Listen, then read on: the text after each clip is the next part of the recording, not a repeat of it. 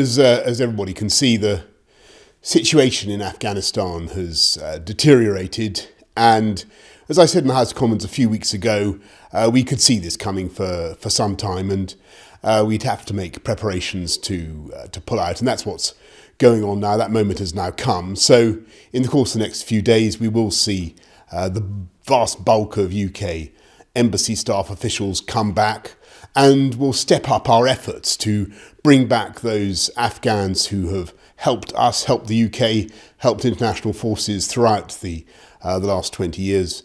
And in addition to the 2,000 who have already come out, and to help them, we're sending out another team of Home Office officials to help them with their applications and get them out. And obviously we are appealing to those who have association with the UK who want to come out now to come forward and identify themselves.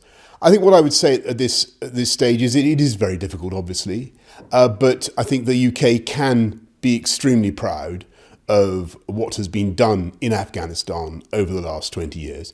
Don't forget that the combat mission ended in 2014. There isn't a military solution, but thanks to the efforts of the UK armed services, all the sacrifices they made, we have seen no Al-Qaeda attacks against the West for a very long time. And there are millions of girls and young women who've been educated in Afghanistan thanks to the efforts of the UK and British armed services. And I think people can be very proud of that. I think we've got to be realistic about the abilities of the UK or any power to impose a military solution, a combat solution in Afghanistan.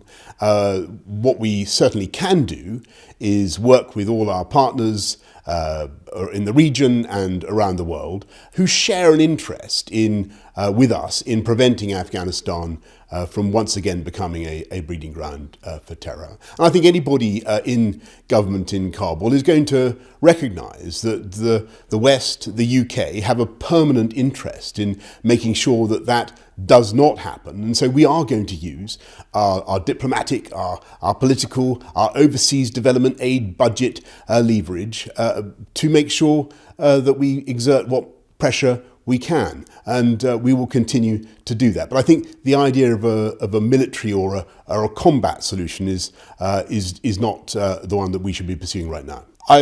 First of all, I share the sorrow of all the families who've lost loved ones over the last 20 years, the 457 British troops who were serving men and women who were killed in that conflict, many of them in Helmand. I thank them for the immensity of their sacrifice, thank their families for what they've gone through. And I know how they must feel at the moment, but I must say that I don't believe it was in vain, because I do think when you look back at what has happened over the last 20 years, there was a massive effort to deal with a particular problem that everybody will remember after 9/11, and that was successful.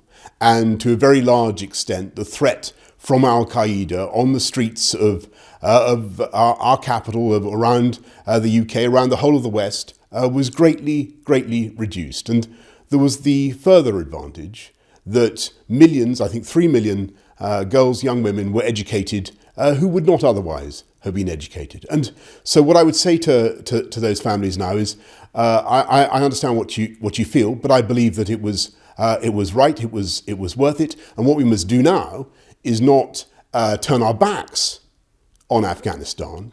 The American government obviously has decided to take a particular course of action, and that is one that has the inevitable logical consequence that I set out in the House of Commons several weeks ago. And the situation has now evolved in exactly the direction that we said it would. We have to deal with those consequences. That's why we're taking the steps that we are over the next few days to evacuate the vast bulk of our embassy personnel, and then continue to evacuate those that have helped us, in addition to the 2,000 that are already here.